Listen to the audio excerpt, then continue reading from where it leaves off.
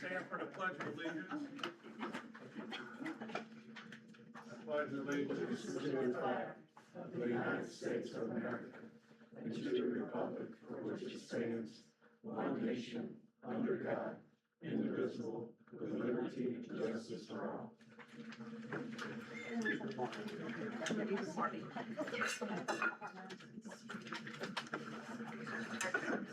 Teresa, please do the roll call. Mayor Monahan, Here. Alderman Hamilton, Here. Alderman Macy, Here. Alderman Ben, Here. Alderman Broughton, Here. Alderman Woodson, Alderman Thornby. No quorum. All right, I'm going to open the public hearing at 7:01. It's a request for change in zoning from PLI to RS1 to allow for single-family residential living at 4539 Green Park Road. Mr. Markle? Yes, sir. Would you like to stand at the podium and explain what your request is? Can I have my wife do it? Sure. I own the property as well, so I guess. She's more forceful. Well, when the property was purchased, okay, it was purchased under the pretense that it was residential.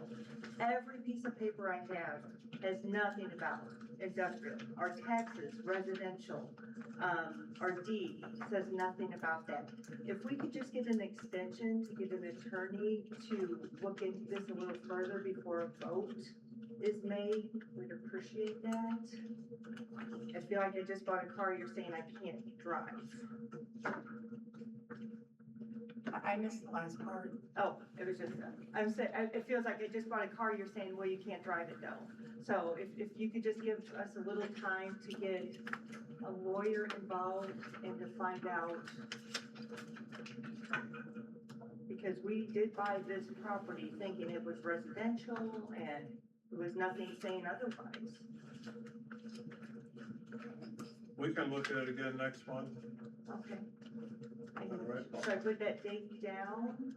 Yeah, you just have to let everybody else, anybody else. Okay. I asked her to be nice. Does anyone else want to speak on that behalf? What's that? Does No, anyone else in the audience want to speak about the property wants to be rezoned? This is a public hearing, so we'll let other people that want to get a voice in. Anyone? No, yeah.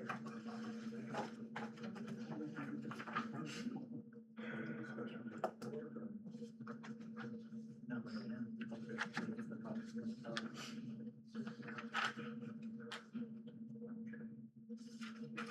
Okay, I'm going to open the regular meeting.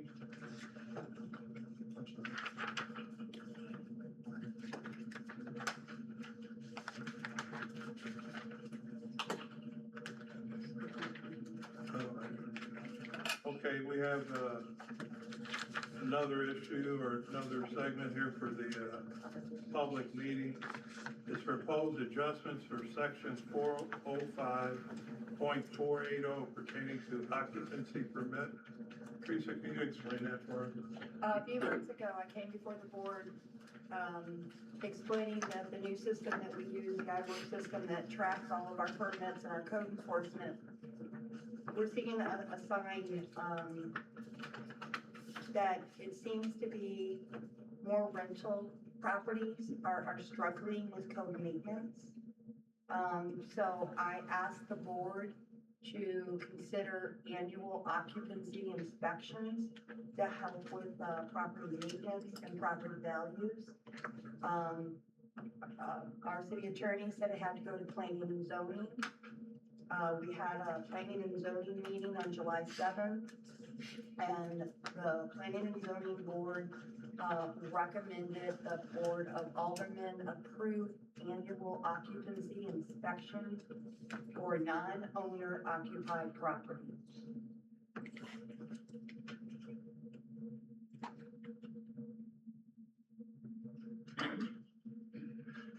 All right. Are there any comments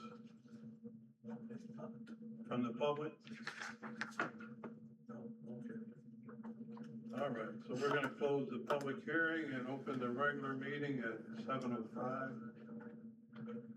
Under the regular meeting, we're gonna have the reading and approval of the minutes of the Board of Aldermen meeting of June 15th, 2026. I will entertain a motion to approve the minutes. So moved. Michael, do I have a second? Tammy? Any questions? All in favor, say aye. Aye. Any opposed? The motion passes and the minutes are approved. Also, we have the reading and approval of the minutes of the special Board of Aldermen meeting. It was June 22nd of 2026. I'm gonna entertain a motion to approve those minutes. So moved. Michael, do I have a second? Second. Tammy? Any questions? All in favor, say aye. Aye. Any opposed? The motion passes and the minutes are approved. We're gonna move over to citizens' comments and petitions. Chris Wilson? Hi, I'm Chris Wilson with Wilson Manufacturing. We're down at 4725 Green Park Road. I was just reading through the proposal here for the waste containers, and I just had one comment to make under section 3B2 under non-residential. You have in here for the dumpsters to be leak-proof. Just so you guys are aware, there's no dumpsters out there provided by the trash company that are leak-proof. They're actually designed to drain, so they don't fill up with water because the lids are not watertight. So I just don't want to get in trouble if it rains and the dumpster leaks out into my parking lot. So that's all I got. Thank you, Chris, appreciate it. Amy Bunton?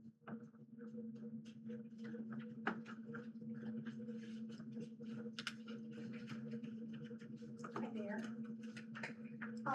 I actually wanted to speak to you guys about, the Ronnie Hill situation with the excessive speeding. We've had semis through there. We've brought this to the Board of Aldermen a few times, and, we're not getting any resolution for that. So, I will say this, there have been buttons on Marbob for the last 45 years. Before the cut through was put in, there was a cul-de-sac in the back.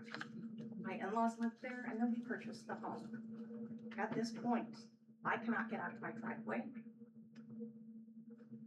On the way up here today, when I opened my door, it was almost taken off by someone who is not from my neighborhood. Just as, because he felt that it was more important for him to do what he needed to do. That's a problem. I also think it's a problem that we have kids that cannot play in their front yards because of the traffic. It's consistent, it is ongoing. I don't know. Our homes, if we say anything to these people, should we wave them down, ask them to stop? We are retaliated against. There are liquor bottles dumped in our driveways, vape cartridges, all kinds of garbage. It's not uncommon to have them completely empty out ashtrays because the people that are riding through there feel like they have the authority to do so. We have a $500 fine for cutting through. Does Green Park ever see any revenue from those tickets? Are those tickets issued? No. Has anything been addressed? Because every time I hear about this, I hear a lot of reasons why we can't do things, and I'm tired of that. I don't want to have to name a park after a child because we have waited too long. If you haven't been on my street or in my neighborhood, I highly suggest you come spend an afternoon or even a weekend. You can just sit on the corner and watch it. I'm tired of burnouts. Friday night, Saturday night, Sunday night, Monday night, all the time, because people think it's okay to sit and do that in our cut-through area. It's not a cut-through. There's supposed to be a fine. There's supposed to be protections in place for that, and there are not. Green Park is not taking care of us as citizens. These people are doing this with impunity, and we have no recourse.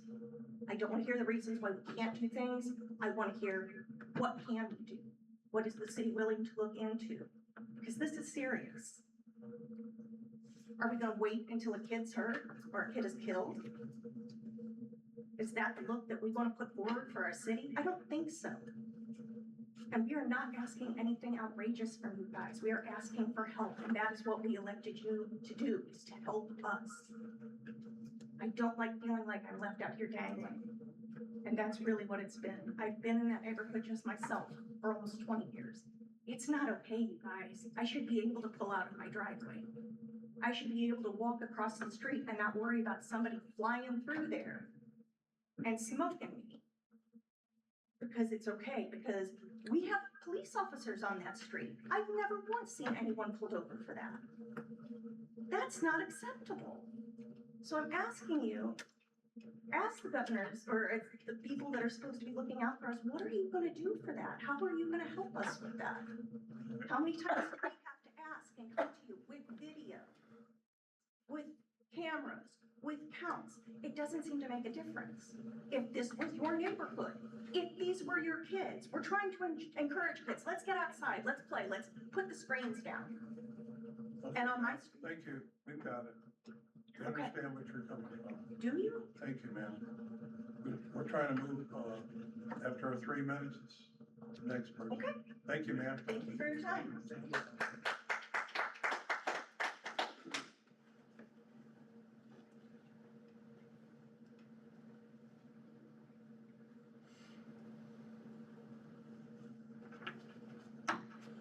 All right. 3.1, Mayor and Board of Aldermen. The only report I have is, we had a meeting this morning with Bomarito. They're gonna start the street project over in Jan and Marley, approximately, August the 10th. They won't get started till after 7 in the morning.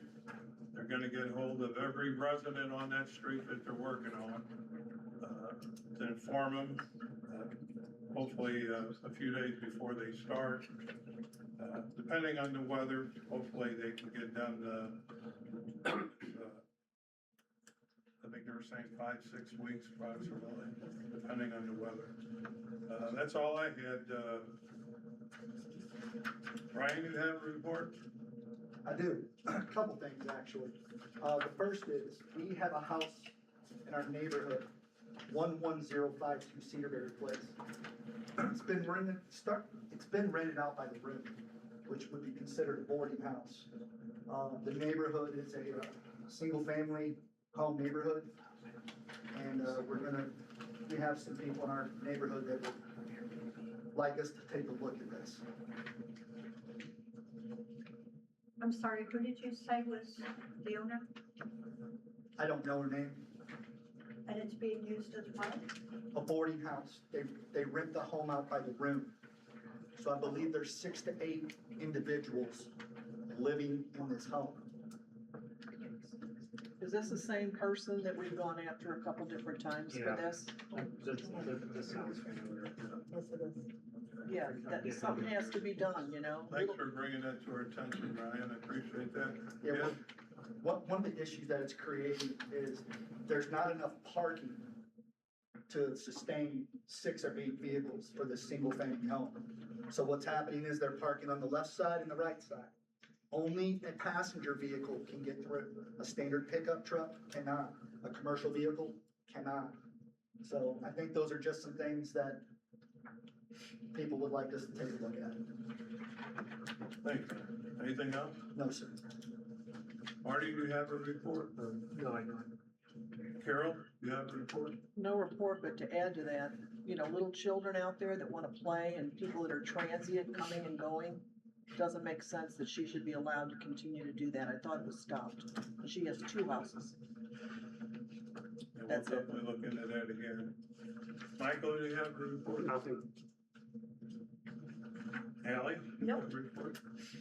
Tammy? No, my comments will be on 5.6 when that comes up. All right. 3.2, City Attorney Paul, do you have anything to report? Just one thing, the state legislature has changed the time for signing up for municipal elections again, and they switched it back to be, this year to be December 15th and ends on January 5th, and that was to fix the problem that they created when they were having in, on New Year's Eve and things like that, when cities were not staffed for the holiday. So they somehow, changed the fact, so they changed it in 2021 and it was a disaster for 5 years. It's been back, so, we'll make sure we remind everybody in the city about the new finance. That's all. Thanks, Paul. 3.3, city engineer, building commissioner. Derek, you have a Yes, report? two things real quick. First one is to add on to the Bomarito meeting this morning, so for Alderman Broughton, our August 10th start date is a moving target, in my opinion. It's weather permitting. 5 to 6 weeks deadline of getting it done is a moving target. But we'll be out, I'll be out there, SCI will be out there doing the inspections for the city, and we'll keep the residents informed of what's happening. 48-hour notice on the doors before construction. They're gonna be aggressive, so parking will be limited. Some of the residents may have to walk a little distance to get to their house. We're gonna try to keep them out of their driveways minimum as possible. And so we'll be doing material testing, concrete cylinders to determine when we get strength to get the residents back in their driveway like we have for over 30 years. The next one is, I sent City Hall a memo for last year's street project. We have not finalized payment to Wagner for that project. We have 5% retainage in the amount of $24,276.61. Matthew went out to Green Park Industrial Drive, took pictures. 100% vegetation has not been established. In the past, I've come to the board before. When we get to 5% vegetation establishment, they've seeded strawed once or twice. For some reason, it didn't pick up. It's dry right now. It's a continuous until you get 100%. We've reduced that 5% retainage. I've recommended, the board has approved it in the past, you don't have to reduce that 24,000 or 25,000 down to maybe 2 to 5,000. That is usually sufficient to get a vegetation established. So I am recommending that we do what we've done in the past, just knock that down to 2 to 5,000 with your approval. And what the deficiency is, 100% vegetation established. I believe we sent some pictures, photographs of what you can see. So we try to come up with an amount necessary to complete the establishment of 100% vegetation. That's to Wagner? Right, so we have not paid them for last year's street project, which is the 5% retainage in the amount of $24,276.61. So I present that to you as a recommendation, but you can approve it, you can waive, you can not approve it, and just hold on to it until you're ready to go. So you do not have to approve reduction.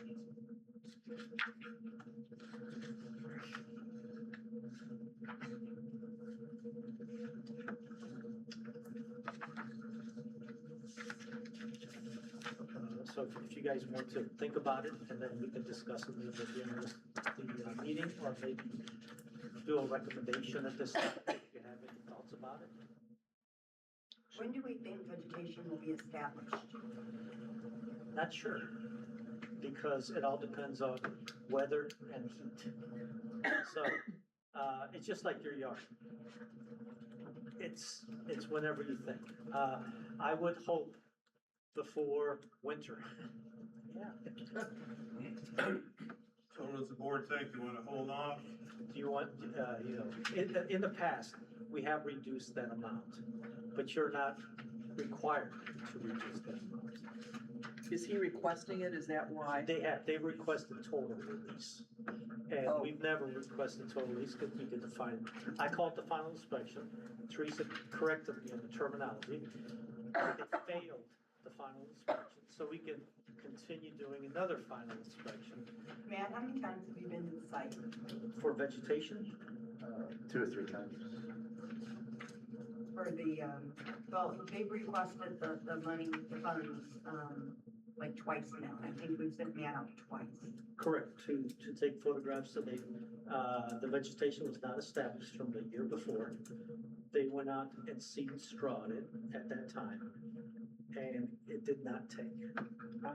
I don't know whether it was bad weather, wind, rain, too much rain, so they requested that amount again.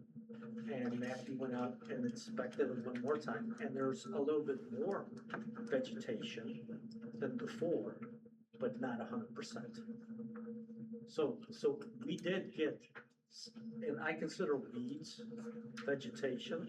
It's not preferred, but it is vegetation. So we did get more grass out there. It wasn't like he blew us off and didn't do anything. So he attempted to get vegetation, he didn't cheat. So he will have to go back out there and do it again. And Teresa asked, when are we gonna get it? Well, you just keep redoing it until you get vegetation. And then Teresa had the same question. How many times at $2,000 or $5,000 do they gotta go out there before they get 100%? Well, you know, a lawn landscape guy would probably give you a better answer than one of us. Depending on how you maintain it, how do you water it? Do you treat it properly? Do you have the right temperature? Do you have the right conditions? So again, a landscape guy would probably give us a better answer on how long and how quick and what will work and what won't. What else do they do besides the seeding and the? That's all. and straw? That's it? That's it. Well, grass doesn't grow if you don't water it, so, right? I mean, a homeowner, you water it every day. My, so my, we my just bad, water. my bad humor is God will water. Where is this specifically, Matt? This is, Matt or Mark? Green Park Industrial Drive inside the industrial Okay, complex. okay, It's not residential, okay. but the contract calls for 100% vegetation established. They have not accomplished 100%. They've never, none of my projects, no matter with Wagner or anybody else, nobody ever gets 100% vegetation right away. You gotta go back continuously, and it depends on how aggressive you are and how much attention you put on it. Well, this has been over a year. Right. Well, they finished in December, Okay. so you can't get grass to grow, Right. so you try to get it in. I believe it was October. Did they finish in October? This one, Or, maybe you're right. okay.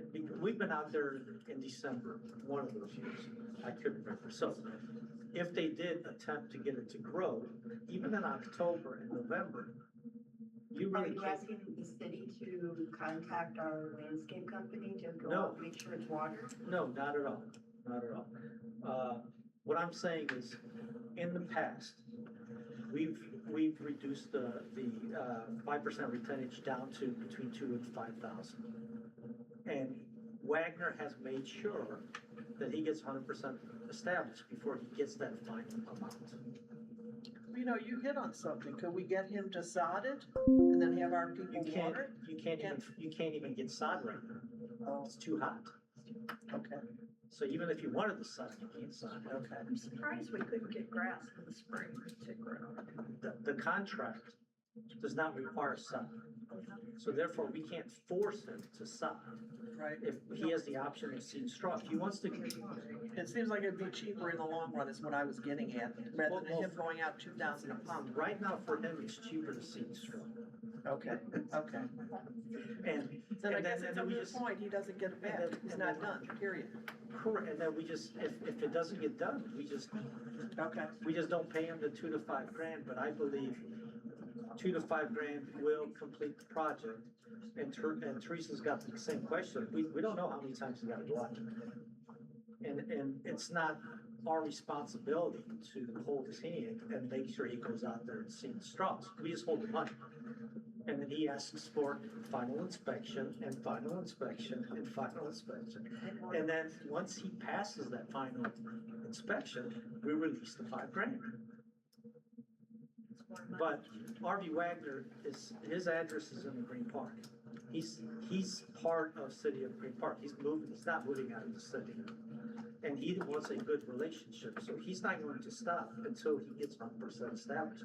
When is it? We just hold the money until he does it. So rather than Whose property is give this? him a deadline, just hold the money. But we say he's gonna keep going, we pay him each time. No, It's our property? He said 2,000. Teresa says, if it costs him $2,000 to go out and reseed, if he has to reseed 10 times, then the value of what he has to do is 10 grand, not 2 to 5. But we're not Is- paying is- him additional. No, Okay, got it. we're, do you reduce the 24,000 down to 10, down to 5, down to 6, 4, down to 2?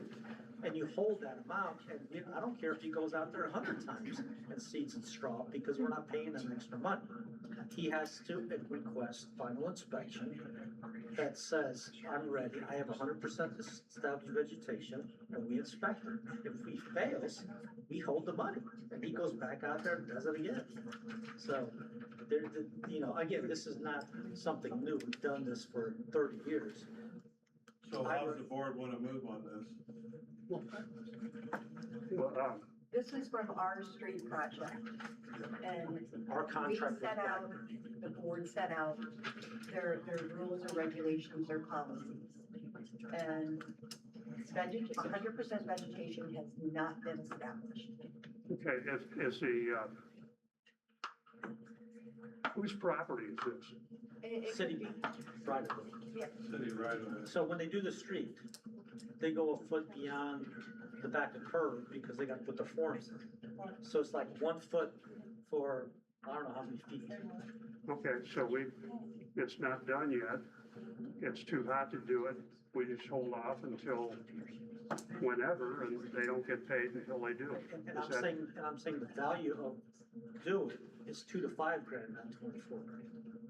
And the contract even says he gets it upon completion, so I mean, Okay, what we've done in the past is we keep knocking down to what the value is of what's left to be done. What's left to be done, if he does it one time, is 2 to 5 grand. So then you can release the additional funds beyond 2 to 5 grand as a payment and hold the 2 to 5 grand until we had a punch list of other things that needed to be done. So it wasn't just holding 24,000 back just because there's no vegetation.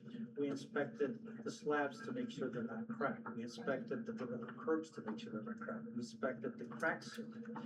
Matt even opened up the sewer inlets to make sure that the storm sewer inlets, that they cleaned out the storm sewer inlets. We had some driveway slabs, aprons that were replaced, so we checked all that.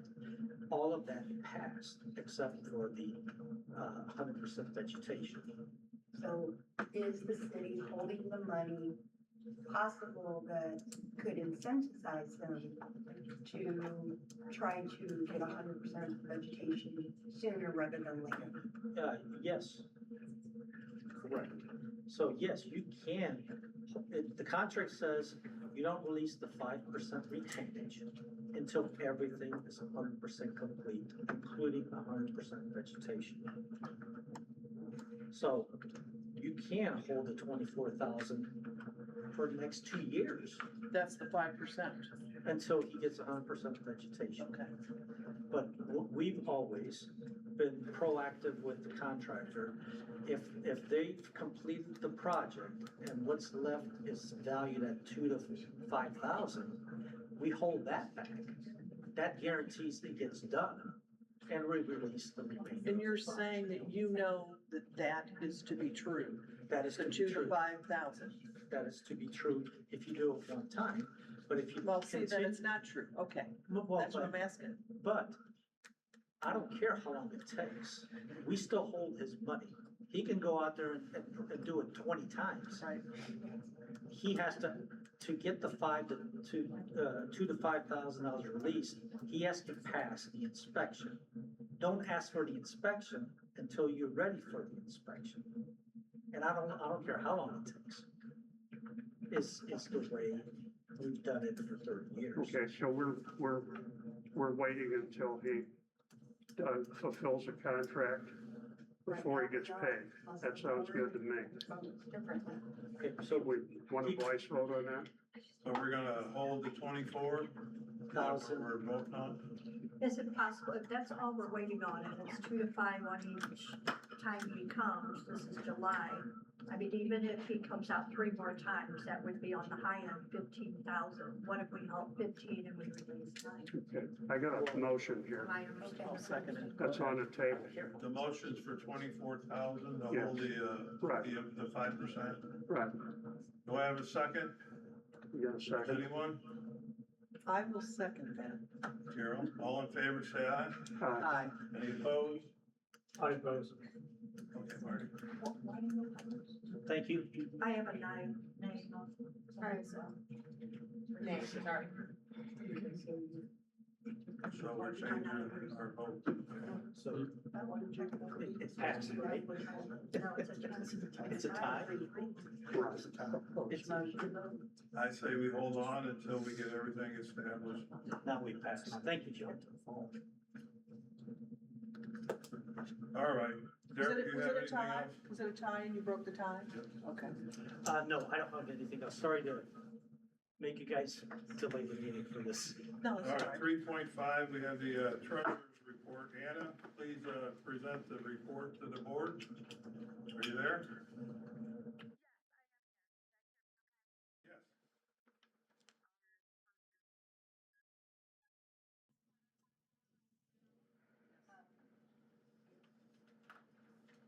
Yes.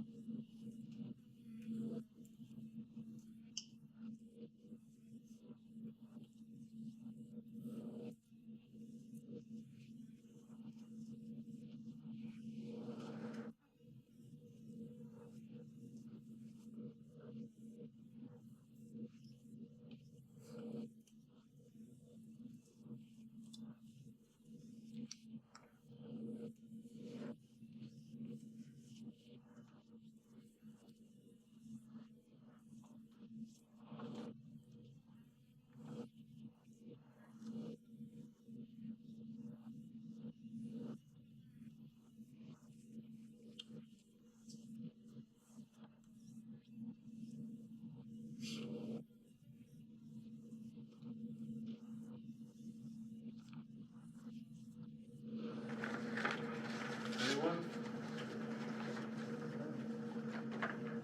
Not this time, Anna.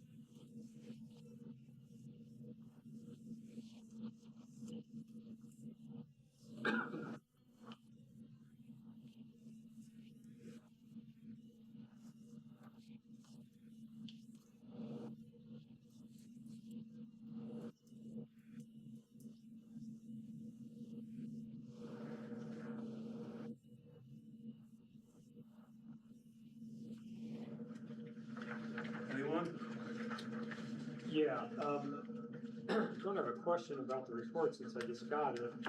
Yeah, I haven't had time to look at it, but can you get this ahead of time? Anna, can you start sending it in advance so I can get it in the packet, please? Is it possible? We usually send it out either Wednesday or Thursday before the meeting.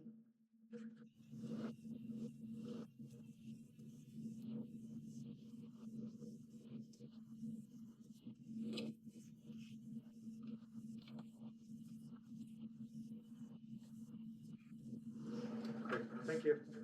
Thanks, Anna. Anyone else? Anna, you're gonna stay with us through the meeting, correct? Thank you. Thank you. 3.6, county police report. Donda, you please present the June police report. Sure will. Hello. All right. Thank you. Whoever said that. So for month of June, we have, thank you, Lieutenant. We have 390 calls. Out of that, it's 260 directed calls. Self-initiated, 130. We did about 169 contract patrols, which average time was about 30 minutes. Issued 3 summonses, wrote 22 reports, made 5 arrests. Out of that, some of the stuff that's noted on here, we had 2 traffic accidents, 2 peace disturbances, 3 assaults, 1 fraud, and 2 larcenies. With the assaults and peace disturbances, it seems like the Green Park Nursing Home hit a rough patch, so we were busy with that.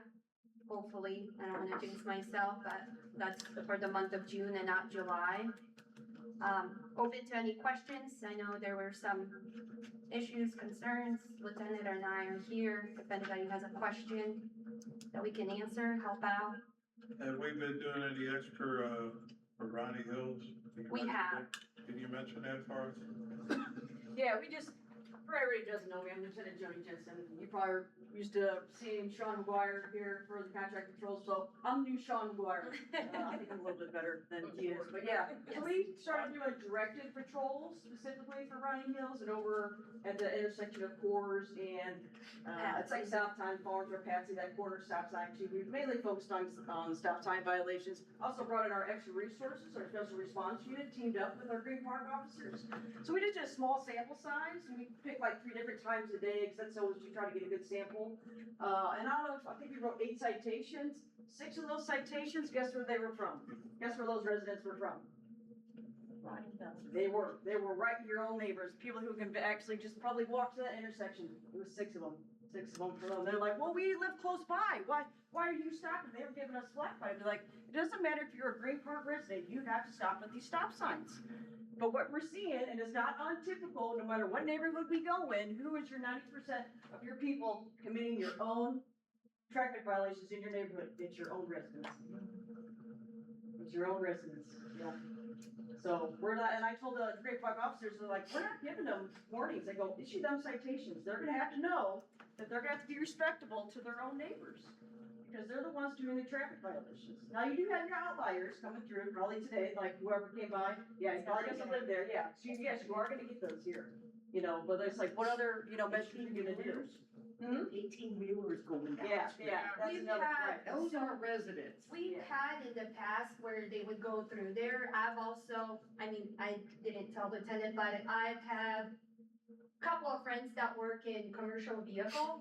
So they are aware of the situation. They've been through the area. You might not notice it. Some of them say St. Louis County, some are unmarked. It would just be like a regular SUV that are driving around. They know of the issues now. Sometimes they're not on my radio, so I can be like, oh my God, he's got one. Do you know what I mean? But if people are emailing, our email is on the website. If you see anything, I mean, by the time that you send it to Teresa. Anybody, they're gonna be gone. And I know, if you have a video, that's not something that we can follow up on it. With the company and everything else, we can try to pinpoint and see, I mean, a lot of them have, DOT numbers. By DOT number, we know which company it belongs to. If it's a great video and it has a trailer number, we know who's driving it. So we, you know, even with the resources for the 3 days, we're trying what we can't do. Unfortunately, I'm by myself or Jeremy's by himself, so I can't sit in Rodney Hills for 8 hours. Because we have traffic issues elsewhere, people that send emails, videos, we have calls to answer to, do you know what I mean? But we try in between the times, I will sit at Mueller and Antigo, and I'm like, okay, 30 minutes, I don't have anything here. I'll move along because we have so many stop signs in so many different areas. I'm sorry. But Mueller Road is not a subdivision like we are.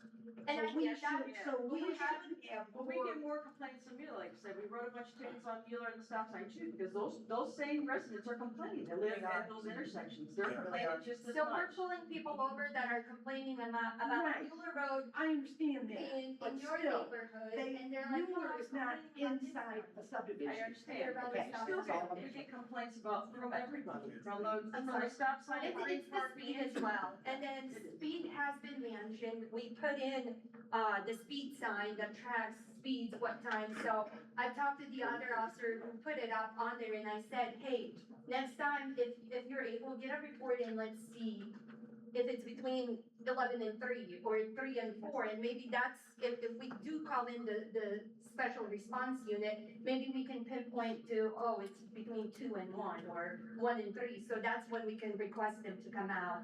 They're not gonna be available all the time, but we will do whatever we can to bring in somebody else to help us out. Thank you for that, but we do have, this on the agenda further on down the line. So if we could just stick with the agenda, Sure. we will eventually get to it. Yeah, thanks, officer. We'll get Thank you. the Ronnie Hills. 3.7, code enforcement report, Matt. Sir, so, Is that your report? yes, sir. In the packet, I gave you a list of violations from last board meeting. And I also attached a few pictures from trash violations this morning. That first one on the couch you can disregard. You see the timestamp is 5:55 a.m. I also emailed the owner, asked if that couch was on the pickup list, and he didn't get back to me until 5 p.m. saying that yes, it was on the pickup, so Okay. you can disregard the couch. However, there are couch violations that's not unheard of. I'm sure you all saw the one on Green Park Road. That one was sent to the prosecutor, so that's to that couch. The other, I didn't attach addresses or names.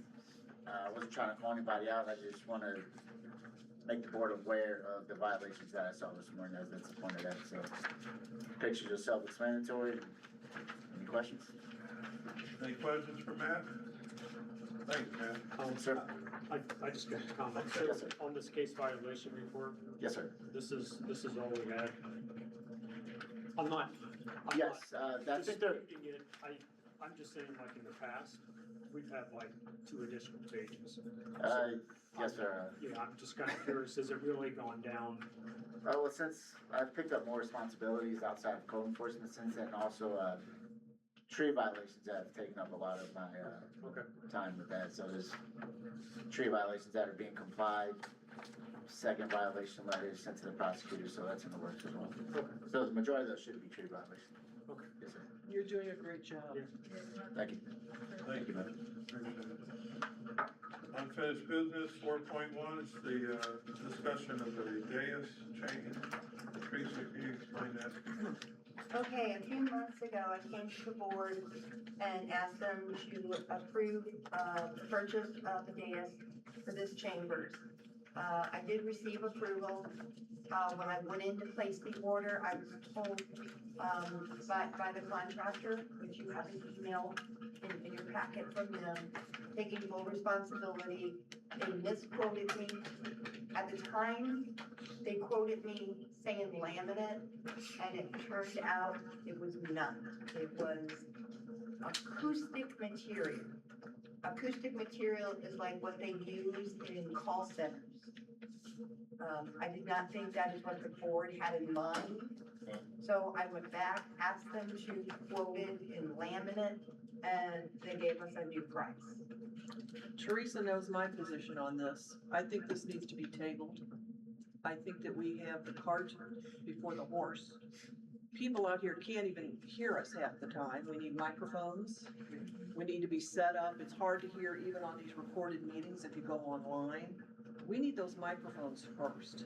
We need people to be able to hear us. Fred doesn't even want to come anymore, but he's hard of hearing, and a lot of people just don't hear us, and some people are more soft-spoken than I am. Do you want a day is designed around the microphones? No, the microphones are something you can pick up and move. It's just, it's not something that's gonna be on wires. It can be something that dais is not a priority, in my opinion. I don't know what you all think, but I don't think it's a priority at this point. I think it's a great idea, but at this particular point, I think we need to work on having microphones. People that come need to hear us. On these recordings, they need to hear us. I had the one lady call me, she's like, I can never hear that guy that's sitting next to you. She's not the one on the left, or the one on the right. Yes, thank you. Thank you very much. But you know, it's common sense. I mean, can we do that? Then we'll go back to this dais. The dais isn't a bad idea. All the other municipalities have them. They look great. I even went online, and if I would have been quicker, I would have found one. I think it was from Brentwood or Manchester was actually selling an older one that looked great. There's ways to get them, but right now, I think microphones are more important. And I'm not abandoning this idea, so don't think, I'm disrespecting the whole idea. It's something that should be done, but I don't think it should be done right now. So you wanna make a motion to table it? Make a motion to table it, we'll look at it in the future, let's work on microphones. Anyone wanna second that? Tammy? All in favor, say aye. Aye. I have a question though. Nay. Sorry. Can you all hear us? No. Okay, I mean, I didn't think so, but I wanted to I hear rest my what y'all. case. Okay. Focus on what we're doing here. No, that was a good question. No, I know, but we're trying to take a vote and then we're talking to the Yeah, I'm audience. and we're sorry. trying to take a vote. Well, I thought it was she got it in late, but she wanted to ask that question. It was a great question. All right, let's move on to new business, What are we doing with this? 5.1. We tabled it. What was that? We What are we tabled doing that, with but the we're gonna, dais? can we look We're into gonna table microphones? it for now and, look at microphones. Well, that's a whole different issue. The table in this particular Right. issue with the microphones are a totally separate issue. Okay, do we have a motion on microphones? I'll make the motion. You want me to go out for bid for microphones? Why not? I'll second. Thank you, Tammy. All in favor for the microphone? Aye. Aye. Any opposed? Okay, motion passed. With the microphones, you want speakers? Correct. Yes. Yep. All right, new business 5.1, it's gonna be a presentation by David Borsting. He's with, Ameriprise. Yeah, I'm David with Ameriprise Financial. Currently, we're holding, and you heard it in the treasurer's report, we're custodian some assets on behalf of the city of Green Park to the tune of about 1.3 million. So part of the obligation of the city is to be good stewards of taxpayers' money. You gotta be concerned about safety, liquidity, and the last thing you want to worry about is return. There is, as you heard from the treasury report, some excess cash that may be available to invest, that the Board of Aldermen could vote on to determine to do that.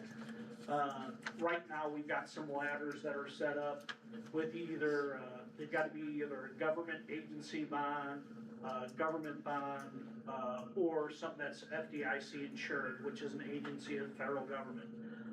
So what we're proposing is potentially using some of that excess liquidity, the cash that is available, and looking at a 1 year, 2 year, and 4 year investment. Each of those investments might be as much as $250,000, which is the amount of FDIC insurance that you can have. And that would create about, I know that it would earn at least 4%, over 4% for each of those maturities. So if we looked at about $750,000 in investment, that would generate an extra $30,000 worth of interest income on behalf of the city of Green Park. 30,000 over what time? In a year, 1 year? Yeah. Each year, each year, on $750,000. correct. Any other questions? We already have investments with you, correct? That is correct. About, I think it's 1.3 million, is what you currently have with us. And they mature in different years? Excuse me? They mature in different years? Yeah, so it's a ladder that's built out. We've got something that matures in 2026. We've got something that matures in 2022, one in 2028, and then a couple in 2029. And that's why we're suggesting having something mature in 2027, as well as 2028 and 2030. So that way we've always got something coming due, and you've got that money working harder than just having it in a, cash interest account. Any questions? Thank you, sir. I appreciate it. All right, we're gonna move on to 5.2. It's bill number 926. An ordinance of the city of Green Park, Missouri, amending section 405.80 pertaining to occupancy permits. I will entertain a motion for the first reading of bill number 926. So moved. Michael, do I have a second? Tammy, second. All in favor, say aye. Aye. Any opposed, nay? Marty, please read bill number 926 for the first time. An ordinance of the city of Green Park, Missouri, amending section 405.480 pertaining to occupancy permits. I will entertain a motion for the second reading of bill number 926. So moved. Motion by Carol, do I have a second? Second. Marty, I'm sorry, Michael. All in favor, say aye. Aye. Any opposed? Marty, please read bill number 926 for the second time. An ordinance of the city of Green Park, Missouri, amending section 405.480 pertaining to occupancy permits. I will entertain a motion for the final passage of bill number 926. So moved. Michael, do I have a second? Second. Callie? Teresa, please do the roll call vote. Alderman Finn. Aye. Alderman Rotten. Aye. Alderman Hamilton. Aye. Alderman Massey. Aye. Alderman Thornsberry. Aye. Alderman Whitsick. Bill number 926 become ordinance number 894. We've got 5.3, it's bill number 935. It's an ordinance of the city of Green Park, Missouri, amending the municipal pool code to clarify provisions relating to storage and placement of solid waste containers. Teresa, can you explain that for us? This came before the board once before. The different code sections that certain residents, they conflict, and we're trying to get it to where people don't read into it and will accept the code the way it's written. We get a lot of complaints who just feel, that if they take this code section and throw it back at me, but they're two different code sections, that's all it is. Any questions? Do we need to worry about the leaky part? The what? I mean, we have that, the leaky part, you mean like stuff coming out of the dumpster when it rains? Yeah, it's the word leak-proof. Okay. I'd say that would just be something that we will, that's not changing, it's what it's in there already, but we will change that and bring it back for another later to fix we'll look at non-residential. But since, I wouldn't want to read the whole thing in full just to change that word right now, so I think we'll bring it back next time. No, I mean, we will note the good news is that we're not going around enforcing the non-residential leak-proof requirement right now. So it's been on the books, and so we will make sure. I don't know that it truly means leak-proof, like, in that, I think it means spill-proof, leak-proof, covered, that. Okay. We'll entertain a motion to approve the first reading of bill number 935. So moved. Michael, do I have a second? Second. Ally? All in favor, say aye. Aye. Any opposed? Marty, please read bill number 935 for the first time. An ordinance of the City of Green Park, Missouri, amending the municipal code to clarify provisions relating to storage and placement of solid waste containers. I will entertain a motion for the second reading of bill number 935. So moved. Carol, do I have a second? Second. Michael? All in favor, say aye. Aye. Any opposed? Marty, please read bill number 935 for the second time. An ordinance of the City of Green Park, Missouri, amending the municipal code to clarify provisions relating to storage and placement of solid waste containers. I will entertain a motion for the final passage of bill number 935. So moved. Michael and Ally second? Yes. Okay. Teresa, please do the roll call, please. Alderman Ben. Aye. Alderman Brockman. Aye. Alderman Hamilton. Aye. Alderman Massey. Aye. Alderman Thornsberry. Aye. Alderman Woodson. Bill number 935 becomes ordinance 895. 5.5.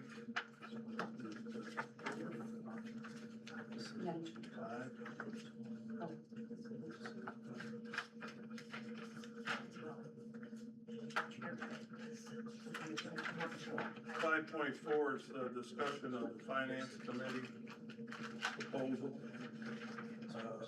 I'm just gonna comment on, I believe that the finances need to be reviewed by the full board.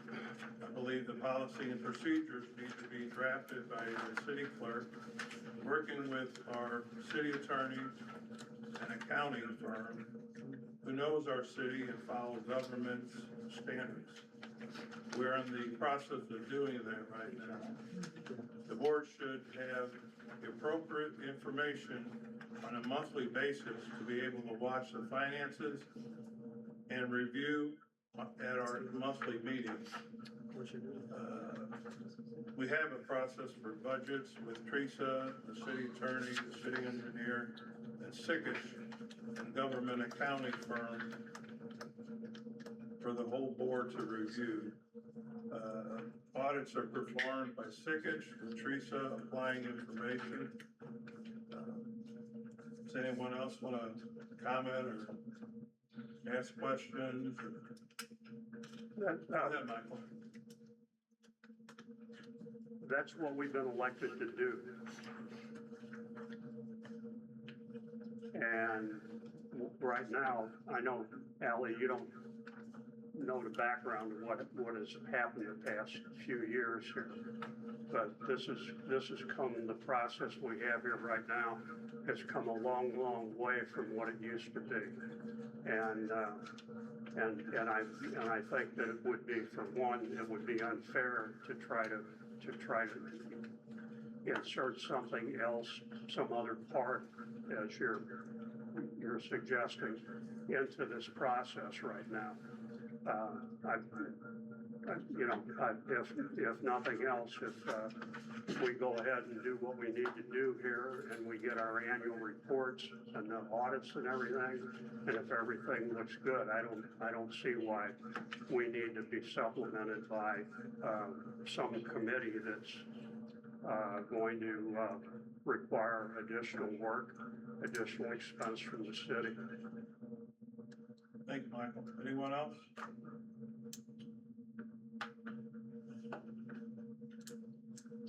Well, I appreciate Ally stepping up. I have to say that. But, you know, according to the change that we've had, it would be redundant. I mean, there was a time when I personally stopped a vote that was gonna give our city administrator and our mayor telling us where this money's supposed to go, and that just didn't make sense to me at all. My suggestion was to get a man in here that knew municipal accounting, that could help us. Paul did an interview along with Joe and with Teresa, and we got in a gentleman. All those deficiencies that you saw, those are things because of what he found. He rearranged everything, it's categorized, things are not lumped together where what's in this lump of money. Everything is itemized in the way it should have been for many years, and he put us on a track that's been very positive. And Anna has been working really well with Teresa. My suggestion is that when you two do meet, that if you want to join in with them at any time, that could be beneficial. I would, you know, respect you doing that, and or talking to Marty, that would be a great way to go. But for now, I think it's just redundant to try to put another layer on that. So, but I appreciate you stepping up. Anyone else? I think that the financial literacy, between the statements of what's being presented and what this board understands from those statements, I think there's a gap. I think, the intention of the finance committee is to bridge the gap between what we can expect to understand from these meetings and what they're doing. So the purpose is not to create additional work for anyone, and I know that it's gonna come with some additional work. It would be naive to think that it wouldn't come with any. But there are questions that are being asked of us that we do not have any sort of true understanding, in order to answer. One of those questions being, we want to invest, right? Marty has brought up before that there's $3 million sitting in an account. We haven't talked about it in months. I don't even know how long, some people didn't even know that account existed, right? And those are the types of things, those that can be brought up in finance committee, right? Why are we not investing it? Why is there the FDIC limit? We can get into more details that I just don't feel like it's being done here. Another question was asked about how much of that should we invest? I don't think we know. He brought up, $750,000 worth of investment. We don't know what the cash requirements are for our upcoming projects. So it's hard to answer those questions without understanding what these financials are telling us, the story that they're telling us about the city's functioning. That's all it's about. We talked about audit recently. The audit came up. I had about a bazillion questions about the audit, but I don't want to sit here and ask a bazillion questions and take up the entire time of this meeting to get those questions answered. So the point is to increase your understanding, to increase the board's understanding of the finances of the city, not to create redundancy or to create more work for anyone, but it's just a preamble of these meetings. Well, that's what I'm hearing you say, and I agree with it. That's the kind of thing that we would do in a special meeting. I think that this is a type of special meeting on a regular basis, right? I mean, do we want to call a special meeting several times a year? Well, if it's necessary, yes, that's Or like exactly what the special meetings are for. Like Carol said, even just having a team and a regular schedule that's set up to meet with the treasurer and the staff to get an understanding of what's going on would be sufficient. That's basically what the finance committee would be. That still wouldn't be all of us though, so it would be fulfilling really what you're saying. You want all of us to be more educated, but it would only be 3 people, so that's where special meetings come in, because I want all here at the same time on board, right, hearing the same thing. And it's our role to delegate too. We delegated to someone who knows what they're talking about. They know the municipal ideas, and Teresa's on board with her. They work well together. It's come a long way. Things that we need definitions of, Marty has been very helpful. Ron was helpful also. You're kind of like the new Ron. So, you know, we'll be using you for that. But yeah, I think everything's fine the way it is. I see that it's unnecessary in my eyes. Well, I don't want to, I certainly don't want to delay, but I do wanna say that, I wanna answer what you said. And that is, I think the intention is not to not have everybody privy to it, right? But the intention is that, we recently had to make a decision about banking, and we had to spend 2 meetings on it because there was no cover sheet explaining the differences between the bankings, right? The different banks that we were deciding on. That's something that could be done in finance committee. The finance committee could go, hey, it'd be really helpful to the board if we had something put together that would compare these 3 and then bring that to the full board. So it's like pre-asking those questions to help simplify, to make things more clear. But if you guys wanna do that through special meetings, we can. I just feel like that's a lot, to ask of all of you. Well, we're not looking for monthly special meetings either. I'm not, that's not what you had in Special mind. meetings are as needed. As needed, right. And, you know, the key is to bring the questions to the meetings. That way we'll all have a better understanding. And I think things have been explained very well, with Anna. Was it Bloom? Was that his name? He was like a revelation to us. He was. Oh, yeah, he was Too much a revelation. He was well worth his money, and he was hired on not a permanent basis, but what he accomplished in that time frame, even finding files that our last administration had dumped in a file drawer, didn't even file them, important information we needed. He found everything along with Teresa and Lisa. Did a great job. We are up to speed. All right, let's move on. 5.5 is the discussions on the e-bikes. Paul, you wanna? Good, Tyler. Tyler. Oh, okay. Right-hand man. Hi, Tyler. Hi, Tyler. This would be. Okay. All right, so you all asked us to look into e-bikes. We prepared that memo, you guys have it. I think the big takeaway is that absent what the statute says, where you can borrow them multi-use paths, depending on the different classes, they are treated the same as bicycles. So anything you're gonna put restrictions on, age, speed, whatever, it's gonna apply to bicycles as well. I'm open to questions based off the informal memo. I can talk more about it, whatever the board wants. We're happy to draft some ordinances on it. Your code does not address e-bikes currently. It's just motorized bicycles and regular bicycles. E-bikes are kind of that midway point. So that's why they're different, but any questions? I do have a question. Is it possible that we can allow bikes on the sidewalks but have a speed limit? For example, of, you know, a pedestrian speed limit, 5-10 miles per hour, that would allow for mobility devices, that would allow for small children, right? That maybe are safer to operate a bicycle on the sidewalk. And also say, you know, you must yield to the right of way of pedestrians or something, some language like that. We could do definitely the last part. Anything with mobility devices, those don't fall underneath this. They're not e-bikes, so they're separate.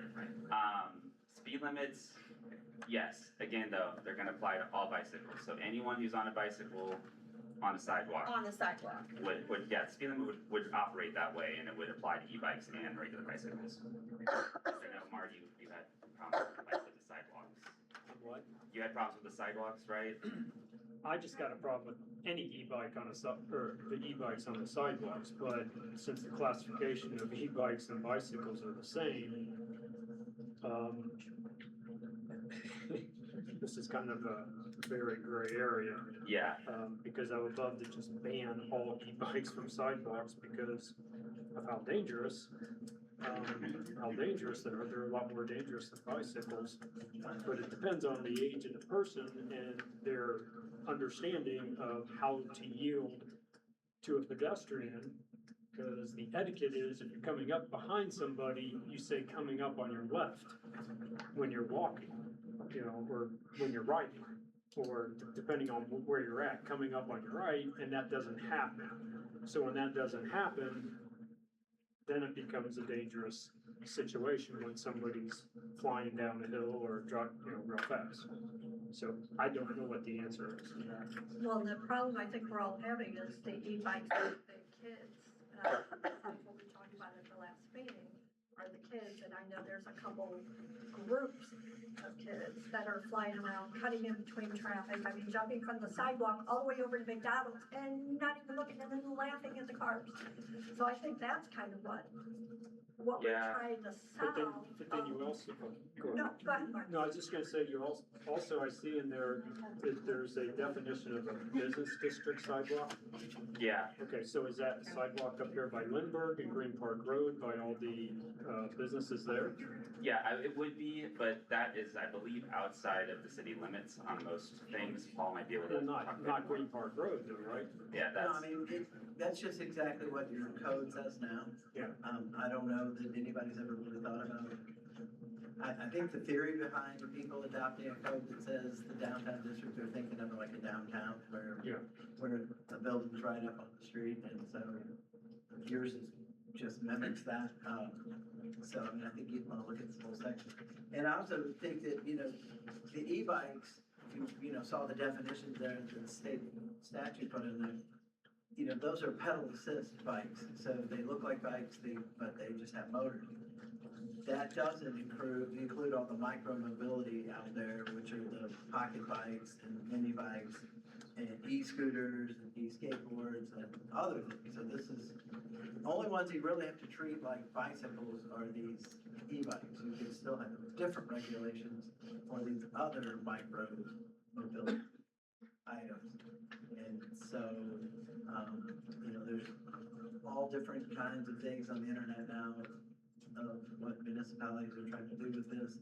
Like Ally said, Tammy said, there's speed limits out there, Ally said. There's speed limits out there, and then you have to put signs up, and then how does somebody really know how fast they're going on their bike? Are they going downhill or uphill? Well, the problem is the excessive speed, right? And I think that'll be easy. Well, the reason I say that is because I think our goal should be to create an ordinance that's easy for residents to understand and also easy for our police to enforce. So if we have to make police officers choose, is this an e-bike? Is this a different, I don't know that they're gonna know the different classifications at a glance of bicycle. I feel like that's an unrealistic expectation. Yeah, we should tell the state legislature. They don't do anything about that, right? Because the state, so we're stuck with that. And so I think it's more, we're trying to guide responsible use. And I think saying an ordinance of, hey, if you're on a sidewalk, you should go 10 miles per hour, 8 miles per hour, whatever should be your maximum speed. That's something residents can easily understand, and that's something. Well, we don't have sidewalks. Right. Like, what do you mean? We don't have a street. Yeah, they're gonna be on a street. On the street is you can drive at a regular. They'll just get ran over with everybody else. I mean, whatever. You keep talking about the sidewalk. There is no sidewalk in our zone. The sidewalk is what we're legislating for. I can't speak to the streets. I think that has to follow. Oh, I have a question. The way that this stuff is worded with the language in it, it almost seems there's really nothing they can do. Is that correct? Or is that not correct? Well, Legally. it just means that these e-bikes have to be treated like bicycles, so you any regulations you're gonna have on them need to understand it's also gonna apply to any person that rides a bike. And so, in a sense, yeah, I mean, why, unless you have had trouble with bicycles in the past, then the e-bikes are supposed to be treated the same. That doesn't mean you can't deal with micro mobility on the streets or through town or what have you. If you're having issues with that, then we can address, but it depends on what the issues are, because there's no use doing anything if we don't know what we're trying to address. Sure. It just sounds like that we have kids that are on a motorized apparatus that don't even know how to use it. Correct. Oh, they know how to use them. It's becoming a pretty big problem. I mean, you hear everybody out here in all of our roads, really. But are they e-bikes? Doesn't sound like they're e-bikes. See, that's what I can't tell, because, you know, I gotta go like this to see it, because I thought they were gas powered, because these kids were going so quick. And when they flew down Music, flew over Tesson Ferry and up Green Park, I mean, they had some power in them. The ones I saw were electric from what we could tell. But they But I was a passenger. And they made noise like they were Yeah. motorized. What'd My you say, problem Paul? Said the difference is do they have pedals or not? Oh, I was listening to the noise, I wasn't even looking for pedals. They sound like gas. Class 2, I don't think needs pedals, it can just be electric, because it just, it's not itself, so I mean. Okay, so I gotta look for that. I just wonder, by the way, whether there's even anything that we can do, because if not, it sounds like we all need to reach out to our representatives that are above us and get a discussion going. Right, I mean, there is certainly, like I said, the class 1 and 2 e-bikes, there's not a whole bunch you can do as far as regulations. As the memo said, class 3, you can require age limits of 16, and then that's the state law on e-bikes.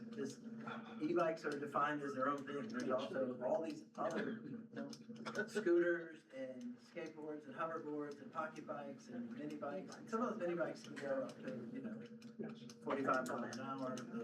The pocket bikes can go up to 70 miles an hour. So, that's a whole different thing. But like I said, if there's not, it just depends on if there's a specific issue we're trying to deal with. If not, then we'll just leave it where it is for now. Maybe just amend your code, which still references mopeds, and kind of bring it into the e-bike realm and just put those in, but not really having to do regulations. Right now, where you have sidewalks, a bicycle can go on the sidewalks, except for in the business district, which assumes probably along Lindbergh, which is in St. County's jurisdiction, so, or technically motorized. I have a question. Sandra, do you ever notice these kids being fools? Being what? Fools, flying around in groups and just like zipping around. We've seen a couple on Lindbergh popping wheelies, but I mean, at the end of the day, we can't. You haven't fully caught them on you. They don't have a play, we can't chase them. I'm not gonna chase a kid and have him get hit by a car, but. I was wondering if you ever see them on Wheeler, but no. The only group that we've seen is, I think Teresa, you called me, and I went and talked to them.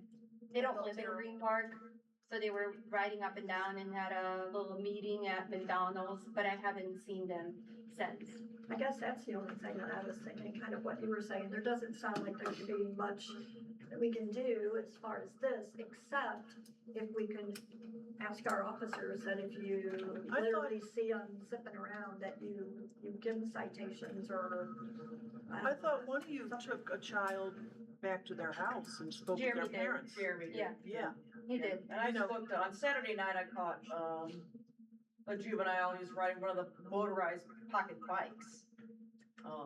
Which is illegal, because you have to be 16 years old in order to drive it. So I stopped him and spoke with his parents and notified the parents. I made them come to me and be like, this is not allowed, and had the parent drive the bike home and instructed them that that's not allowed, that's not authorized to be on any of the streets in Green Park. Because you have to be 16 years old to ride that. He was not 16. Sounds like that's about all we can do is. Well, when I saw that one bolt out onto Lindbergh, I was behind the car he bolted out in front of. And I think that was the kid that got hit on Music Road. And he ended up being okay, but, having to tell the parent, hey, your kid just got run over is bad enough. But the poor person going down Lindbergh, driving, not thinking somebody's gonna shoot in front of them on one of those, has to carry that for the rest of their life, that they killed somebody's kid. I mean, I guess this is like, educate the parents. Yeah, it's a lot of the parents, yeah. And we're not authorized to write any citation to anybody below the age of 15. You have to be 15 or above for even us to write you a citation, so at that point, it's just like we try to have it be a parental issue. Right. Bring the parents in, because anything below that, he was below that age when I stopped him on Saturday, so I brought the parents in. and instructed them that, you know, you can hold the parents accountable, you know, if this is a repeated offense, for them to do that, so. That's something for them to think about. That usually gets their attention. I guess we'll just have the officers kind of watch out for them in our city and hopefully enforce some of it. Might be a little tough, the difference between bicycles and e-bikes and Yeah, we're just as learning just as the there's so regular many of citizens them, here I are don't too. know what's what. Yeah. But anyways, let's move on to 5.6. It's gonna be the discussion of traffic violations in commercial vehicles that are in Ronnie Hill. It's a problem. I get called by residents often. Some of the residents are here today because they are so upset, like you heard one of our speakers. We don't get residents to show up to our meetings very often, like hardly never. So when we have this many, it's, hopefully it's making you all realize that it's a big deal.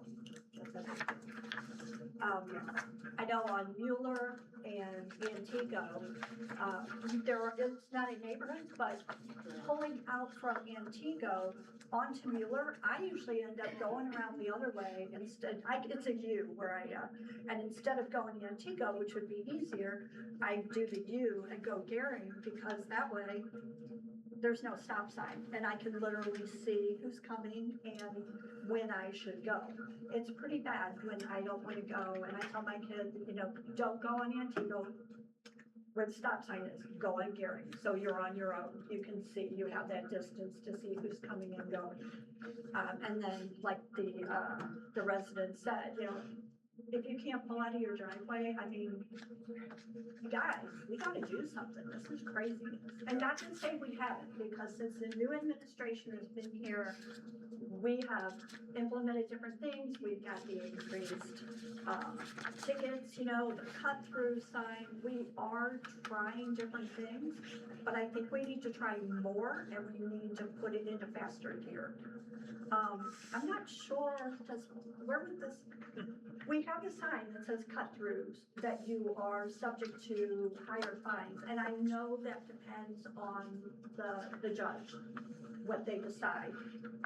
Do we have record on if they have ever decided? Number one, has anybody ever got a ticket through cut-through? Number two, has the judge ever actually assigned them higher fines? I'll have to check with Kelly, on that one. We would have to define, and I asked the officer to help me on this, what is a cut-through? Because if you don't live in the neighborhood, to me, it's a cut-through. Technically, Mayor Monteleone does not live in Ronnie Hills. I better not cut through. But why shouldn't he be allowed to cut through? No. Because it's a subdivision. It's Green Park Road from Flory is considered the fine, correct? Is considered what? The fine for going from Green Park or Flory to Green Park Road. I don't consider that personally. I consider it right at Lion's Choice. I believe that's what it was. The sign is at Coors. And The sign is before Coors, so if you wanna cut off, so if you put the sign where it's posted, it will include Southtown Farms and Yuma and able to do the cut-through from the point of where that sign is posted, because it's posted before that intersection. If you wanted to post it on Patsy, facing like Southtown Farms, that means the only ones that can go through that subdivision would be included in Ronnie Hills. And would it cut off Southtown Farms and Yuma, based on where that sign is posted. So I think, I'm on Patsy. I actually started coming to these meetings because of the traffic issue on Patsy Drive. That's why he was here today. And I don't think that it's as much the cut-through as it is the disregard of the stop signs and the speed limits. I think if people live behind our neighborhood, we're okay with cutting through to get to their neighborhood. It makes logistical sense. for Monteleone to be able to access his house. It would be silly to make him go a different route. No. But it is the people who are disrespecting the stop signs. It is, today I almost got hit pulling out of my own driveway, this morning. It's, that for me, and whether this internet is shared or not, is the biggest issue. And those stop signs, I said, those specific targeted, traffic enforcement that we did, it was your own neighbors going through there. Right. Yeah. They weren't stopping at the stop signs. I believe 2-3 years ago, we did the traffic enforcement as well, but we did it for maybe a month or two. Yeah. Yeah, and it probably issued 600 plus citations, I would say. So, and again, it did, and then as soon as we stopped that enforcement, what do you think happened? Right. The cost of that was, I'm sorry. the cost of that special enforcement for. I know it was like $75 an hour Yes. at the time. Well, I recall it was like $44,000. It was quite high, yes. Yeah. That's not to personally- mention, the Right. other, How much is other. a life one? Right.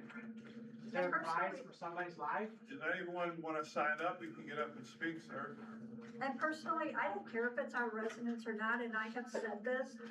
I talked to Jeremy too, and I said, I don't care if it's our residents or not, because in my opinion, they should be in double trouble. And that, we Because wrote they are them, speeding we, in their own we issued them citations. So I don't care who it is. we did issue, and I was working, I believe, was it Wednesday, Lieutenant, when I had, help, and one of the guys that was issuing a citation, he said that the female that was driving said that she came to one of these meetings to complain about an issue on, I don't know what street, but she's running stop signs in Brownie Hills. So we get that, people will admit, well, you guys are not sitting on Antigo, but this isn't the problem, but that one is. Can you remind me, I think I must have missed it when you said it, how many tickets were given in June for traffic tickets versus how many warnings? I believe it was either 11 citations and 18 or 19 warnings. And this month, we're well over with the help and with Jeremy and I actually trying to sit in between calls. And me being off the first week of July, I'm probably sitting at 12 citations for the month. That's just me. So I know the residents that are doing the violations aren't gonna like me very much going on record. They don't saying like me this, either, so. But I don't wanna see any warnings. You what? I don't wanna see any warnings. I think they should all be tickets. Well, because when the word gets out, we do this. it's gonna change. I would love the city of Green Park to be seen as Bella Villa. Don't go through city of Green Park because they're gonna get you for speeding, just like Bella Villa. We all know Bella Villa. Does anybody speed through Bella Villa? No, why not? Cause you're gonna get at the end of the day, you have to look at the size of Bella Villa and Green Park. Well, I know, but my thing is, our goal And I is get where to you're get coming that. Yeah, and I instructed when we do that special enforcement, I go, no one gets breaks. No one gets any breaks, we're issuing all tickets. But I don't wanna see it, and I know, I'm just speaking for me, guys. But I wanna see it like all the time, not just in that special. I say the warnings go out the window and people start getting tickets. Well, because there when is you also start times getting where- the word out, people are gonna stop speeding. Right, as Lieutenant said, there is certain times when a warning is issued. We might issue a citation for running a stop sign or a warning for a seatbelt. Do you know what I mean? Well, seatbelt's one thing, I'm talking about But I'm just- running a speed limit, Right. running a speed limit, Right. running a stop sign or speed limits, no warnings. And once it starts getting out, and once people start getting burned with the tickets, I think our problem is gonna be solved. There'll always be some, but our main problem will be solved. I think that is the easiest way to start. If that doesn't show great improvement, and I know the police department may not like this, I know the fire department doesn't like it, but I think we should revisit the idea of the speed, the little speed humps. We not like the it. bumps. We like it. Not the It's the bumps. fire department that did not. Yeah. We encourage that. But there are so many cities, there are so many municipalities that I I'm was just driving in Kirkwood through, and and I'm Kirkwood like, has them. oh, look, they got them. Oh, wait, this municipality has them. And the fire trucks are getting through just fine, the ambulance is No getting effect on through that, just but fine. that's, you'll bring that. Why all of a sudden is Green Park not gonna be able to take care of their residents, and we're putting them in jeopardy if we have speed humps and our fire trucks and our ambulances can't get? That, it doesn't make sense, I'm This is sorry. 25 years of the same thing, Yes, over and over. But I again. wanna stop talking about it. I propose something, there's two ways to stop it. You know, when I go into these really rich neighborhoods where people have access to cut in and possibly go through, and I took a picture, I actually turned them into our past mayor.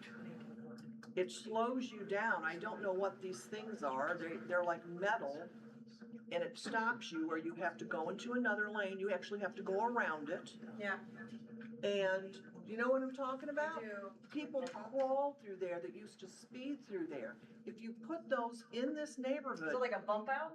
No, it's an actual physical, like it almost looks like PVC pipe, and then it's got a thing sticking out where it's saying, you know, you can't drive into me, you've gotta go around me. Well, everybody stops, you know, you let the other cars go by, then you go by there. It stops everybody, it makes them think. I mean, I proposed that, it was never, nobody ran with it. But the only other thing, and I know it would be very costly to the city, and maybe people wouldn't like it on both sides of Patsy, but it needs to be closed completely. And closing it completely, putting in a roundabout for these people, these trucks that come in, you can turn around and just get out. Who would not be able to read a sign that says, you can't go past here? Well, You some have to people stop can't. here. And when people stop there, it has to be for everybody. The people on Patsy Drive cannot go down Coors to get to Green Park. People coming down Coors cannot do that. You got Joe, you won't be able to cut through. You know what I mean? You gotta go to Green Park. It was that way. I've been here. I've been in this neighborhood living here for 61 years. And there was one brief moment in time, and I'm saying this to the people in Ward 2, and some of these people were here back in the day. You had some aldermen that could have cared less about you. We got one now. And I was in Ward 1, and I'm walking down your street talking to all you guys, hey, how can I help you, what can we do? I almost got hit by a car. It is horrible, it is disastrous. I sat there in my little convertible one day, I'd go eat lunch, I'd bring my Dairy Queen there. I would sit there and watch cars keep going and going. I counted 32 of them in just 2 minutes during a lunch hour one day. And they weren't coming from whatever that is over there that we kind of blamed them, the guys, the county thing. It wasn't from there. These were people that did it every day, no regard for anybody in that neighborhood. They could care less about you. But where can we go from here? We Like, go we've from here to do voiced our opinion, something. We've come up with a couple ideas, so I guess I'm asking all of I'll you. just wait till they're done, absolutely. Okay, your turn. No, go, please. Everyone in this room knows this is a problem. The people that live in the community, us, we all live in this here. So we're trying to think of what are some solutions to fix the problem. All I've heard so far tonight is only 4 solutions. More tickets, speed humps, signs, and close it completely. I would personally like to hear what the residents want to do. Yep. I think a couple people have come up there and put their name on it. I say we get this going. I want to hear what you guys have to say. I want to know what your opinion is. Let's still discuss the Riding Hills on that's on the agenda, and we'll move over to. Wasn't that what we are discussing? Oh, that's not comments. Oh, It's discussion. So we're still discussing, that's fine. If we're not, we'll move over to the citizens' comments. I have one more solution to add, and that would be those cars parked in those roads, you have one parked here, one here, and you can barely get a regular vehicle through there. I have a suggestion that would be close down one entire side of the road and only let people park on one side of the road to help open that up a little bit. I don't live there, I live in the neighborhood. I'm just saying that I think that could be another solution, but I'd like to hear your solutions as well. We had When they Oh, were please, redoing their Please, if you're gonna sign up, you can speak. You can sign up. No, I would You wanna sign up? No, I please. got a list right You here. know, I may have a picture of those things I'm talking about. Yeah, let's keep it organized and professional if we can. Anyone else gonna comment or make a suggestion on Ronnie Hills before we go to citizens' comments? Anyone? Okay. I'm just gonna make my,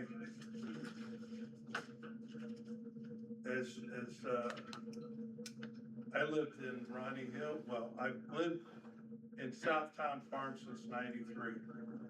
I remember when that was a cul-de-sac.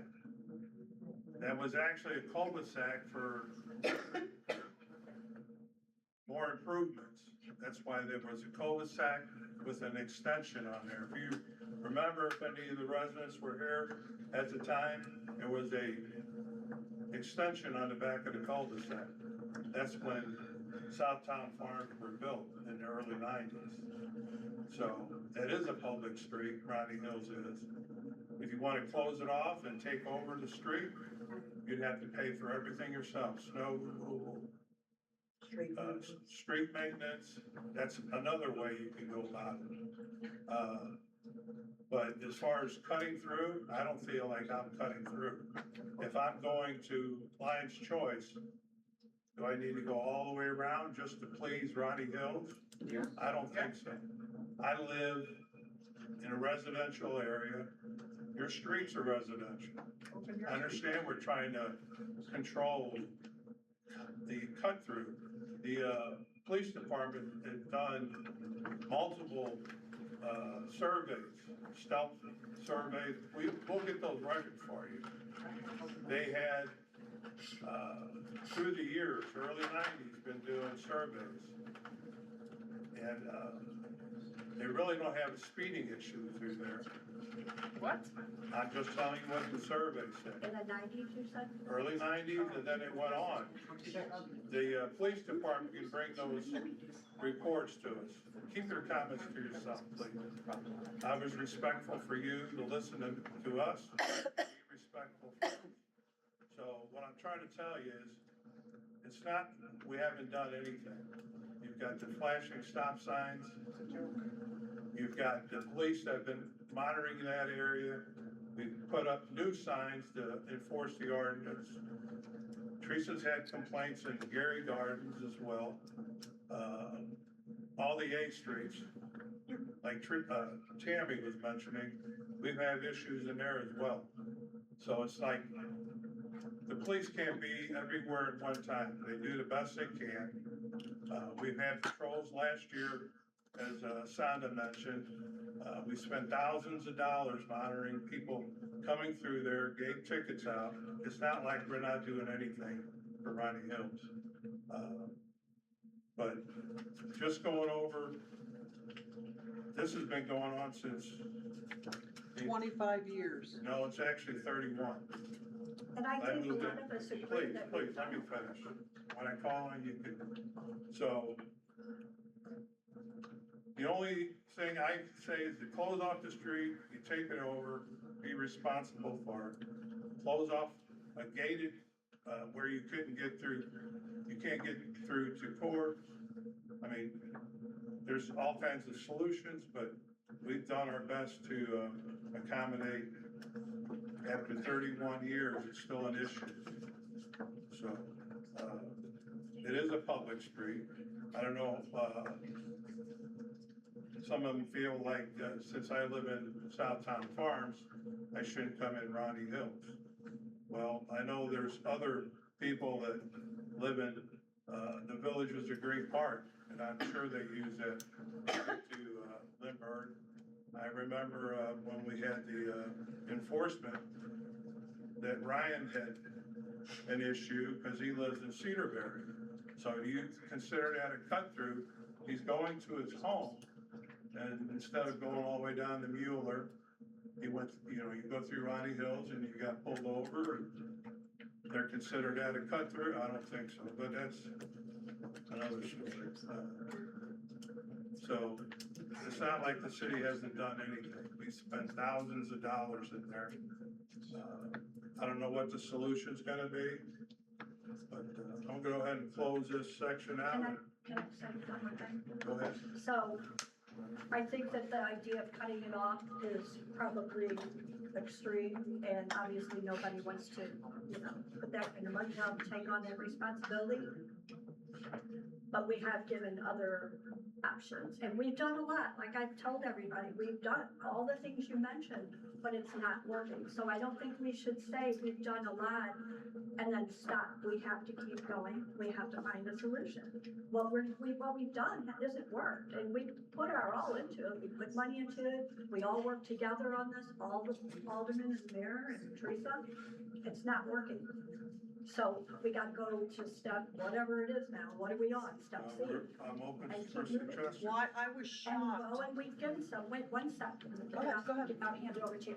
The other thing, as far as the cut through, it's not just, say you, Joe, I don't know, I'm not speaking for y'all, but I'm just saying, there's a lot of people that cut through that I have been behind on Green Park that come out, that have cut through, and I go through the neighborhoods, and I, you know, look at seating, I look for houses vacant and all that. I have followed cars that have come from Lindbergh, followed them out, they go down, and they get on, what is that, Union? Yeah, Union. They get on Union multiple times. Those are cut through people. Somebody at Carroll, might have been you, I don't want to blame it on you, but it was a good idea, so I want to give you credit if you did it.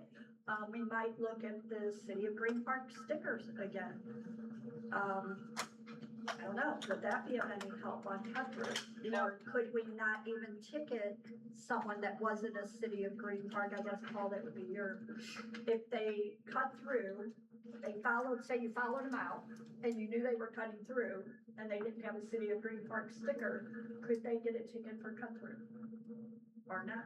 It's my opinion, unless you live on Patsy Drive and you see it every day, or you spent the hours and hours of time that I have spent sitting on Patsy Drive watching this, nobody can comment about we should be able to cut through or we shouldn't, because the volume of cars is so unreal. You just can't believe it sometimes. I know, I've done it, Ron. You can't believe it. I have sat there and I keep thinking, this just doesn't end. It doesn't end, that's all there is to it. But Paul, could the officers give tickets if it was someone that didn't have a City of Green Park sticker? Could that be considered a violation of the sign that says no cut through? But what about the people? No cut through, but doesn't matter, you're just talking about whether they have a sticker or not? Well, You gotta explain how this would work. We have plenty of businesses here that have employees. Is that gonna be? What do you mean? that's cut through, they're not residents of City of Green Park, they're cutting through to get to work. Yeah, they go down Green Park Road, you hang a left, you do what we did. I did it all my life. I'm in that house for 61 years. When I was traveling over Green Park before, when we went over the railroad tracks, which we now go under. I mean, we did what we had to do. When I went to work, I make it a point, I easily could cut through neighborhoods and zip through and get there a lot faster, but I don't. It's an I go in the invasion. main routes. It's horrible, it's an invasion. Because I'm an employee. I'm sorry, that's how I feel. Are we going to prohibit cut-through traffic on Mueller Road? That's not a neighborhood. Lynn Ferry? That's like a main road. That's a main thoroughfare. That's a main, that's not a neighborhood road. There's people living on it. Yeah, but it's. There's homes on there. It's considered a neighborhood, isn't it? No. I don't know, I guess we're at a standstill, but maybe we should we I'll go to the I'll residents? get a picture of those things I'm talking about that I can't find them in my phone. They work. And they're up there in Sunset Hills in those subdivisions up in Sunset Hills too. I guess if we're done, should we go back to what Joe said, or, Joe's I'm in sorry, you charge. said? All right, let's, go to citizens' comments and petitions. Stephanie Jones? I just have questions, because I've done Ronnie Hills for 24 years. My husband and I had Elliot Davis out there for the semis.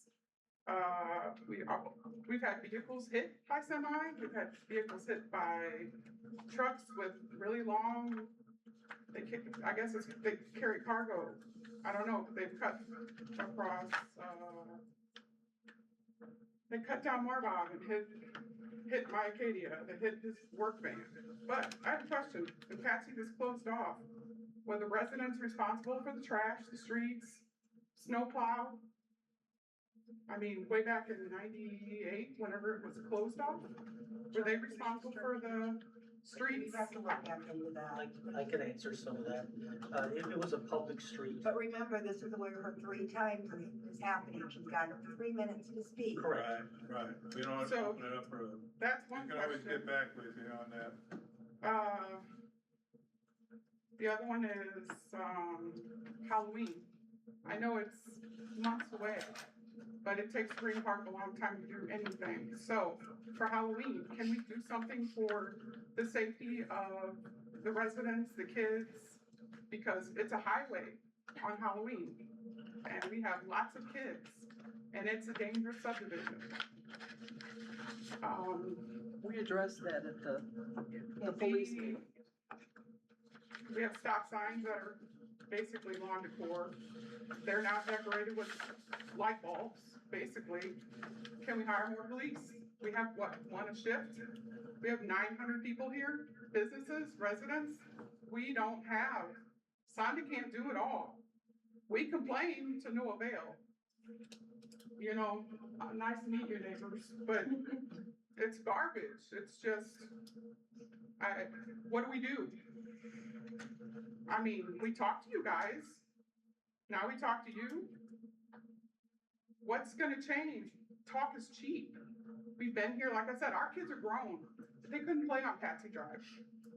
Now, kids can't even play on the side streets because people will cut through and go the back way around and come down Purple, speeding and whip a corner. And I mean, we've seen people almost hit.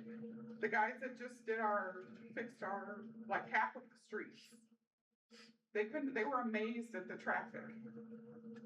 And it's just, why can't we close off the subdivision? I mean, if it was a public street back in the 90s, if closing it off would make us responsible, how is that? It was a public street back then. Why would we be responsible for it now if it's a public street? I mean, I'm just curious. But I'm for bringing in more people like Sandra who care. Thank you. Oh, you're welcome. Greg, I'll have Mark go first if you don't mind. did he sign up and put his name on? I did. Okay. Thank you. Okay, Mark, go ahead. How you doing? Okay, so I live on Marbach. I've lived there for a decade now. No offense to the police, we enjoy your company there, we see you there. This isn't their problem, okay? We do ask for more police presence, but this isn't their problem. This isn't something we should be arguing with them about. You asked why we shouldn't close down Mueller. Mueller shouldn't be closed down because it's a main road with sidewalks. We don't have a single sidewalk in our neighborhood. I used to walk my dog every single day in our neighborhood until I got to the point where I was like, I can't do this anymore. So you all probably received an email from me last week. I don't know if Teresa passed it around like I sent it, but I wrote something about walking on Coors. I just got across Coors and somebody came down and fishtailed around that corner and they went into your subdivision, sir. So it is people from your subdivision too. But before they did, they confronted me about why the F I was looking at them. Well, I'm looking at them because they just fishtailed around the corner going about 50 miles an hour in a small subdivision that has 3 streets and no sidewalks. I can't believe we're sitting here saying, oh, it's gonna take us an extra minute or 2 to get the line straight. Somebody's gonna die. And when that happens, I'll be the star witness in there if I'm not the person dead to say, hey, we brought this up multiple times. Nobody's doing anything about it. You say you put a speed limit sign there. It lasted 3 months and it was taken down. It's back up. It is helping a little, I will say that, but it doesn't help all the people coming through. The volume is the biggest problem. I put my ring on to catch every car coming by. My ring is on all day. Not a minute goes by that ring is not on. We have hundreds of cars. That subdivision's not made for that. It was made for just single families to live there. It was made to cut through. It needs to be fixed. Thank you. Thank you.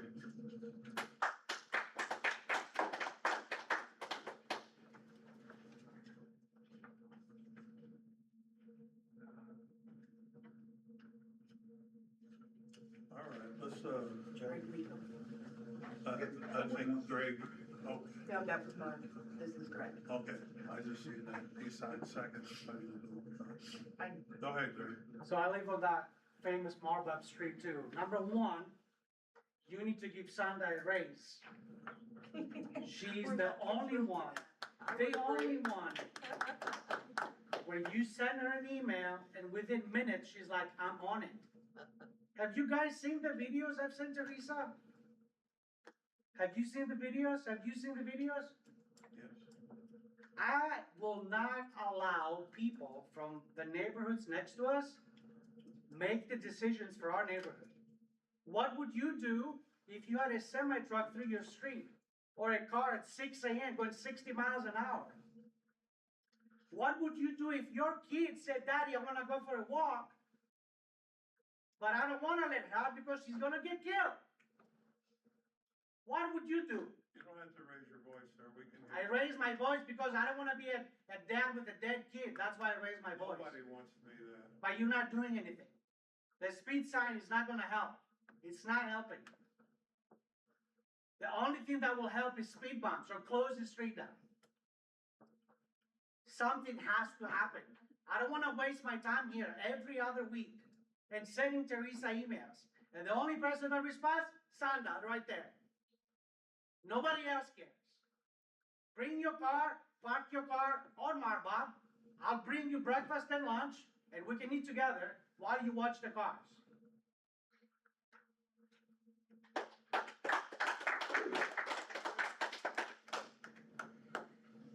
All right, miscellaneous? Any miscellaneous? Anyone? I do, if you don't mind. Yes. This came to my attention today. We have a property, that is applied for an occupancy inspection. St. Louis County called me today and they are not going to, do the inspection because the, property owner has a fine in St. Louis County for $1,500 for an occupancy violation from last year. What ward is that in? So I just wanted to bring it to the board's attention. I did let Tammy know, because she got complaints. It is a rental property. They're moving people in, they're moving people out. Sometimes they don't get inspections. Is that property, occupied right now? Not to my knowledge, they applied for the inspection, but they refused to go do the inspection because of the fine. And the fine was for what? For having an occupant inside the house without an occupancy permit. And they also did some illegal buildings. They were doing some buildings without permits and inspections. Thanks, Teresa. Anyone else miscellaneous? That's something Matt should be keeping an eye on. Yeah, we'll be keeping an eye on it. Yes, sir. Yeah, Anyone else? and they're on our rental list. They were added today. Oh, Wow, that's good. Anything else miscellaneous? I have a motion to adjourn. So moved. Michael and Carol, all in favor, say aye. Aye.